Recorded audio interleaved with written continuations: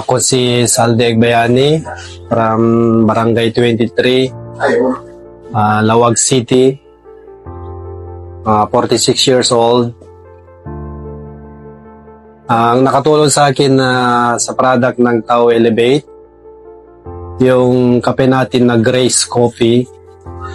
Dati mataas yung uric acid ko.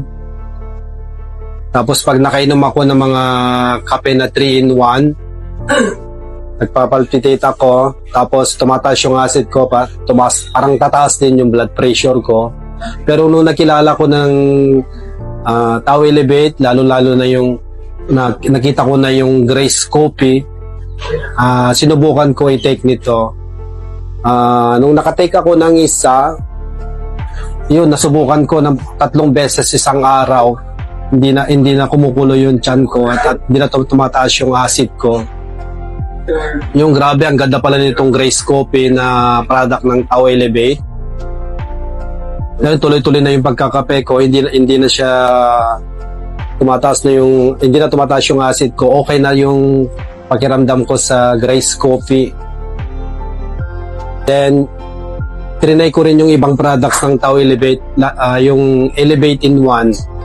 Yun, napakaganda rin yung Elevate in 1 kasi dati rin ako na constipated, patikas lagi yung pagdumi ko, yung pagpupo.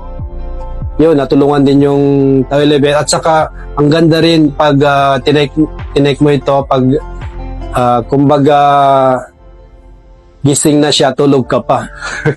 Grabe. Ang ganda pala nitong Elevate in 1. Tapos noon sinubukan ko rin yung 8 herbs kasi yung kamay ko parang namamanhid. Tapos ang sakit yung bawat isa pag grabe, sumasakit itong mga daliri ko. At saka yung sa paa ko parang namamanhid din sa doon sa paikot dito sa may paa. Nung sinubukan ko, uminom ako ng umaga tapos sa gabi, yun kinabukasan nawala yung manhid, yung parang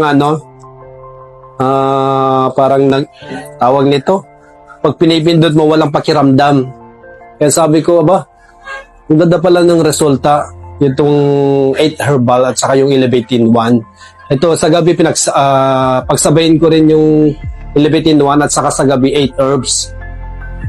Yun, sa awa ng Diyos, okay yung pakiramdam ko. At saka dati high blood din ako, pero sa awa ng Diyos, nung nagtitake ako ng 8 herbs saka Elevate in 1, normal lang yung BP ko. Kaya nagpapasalamat ako sa Tao Elevate, sa products ng Tao Elevate. Thank you.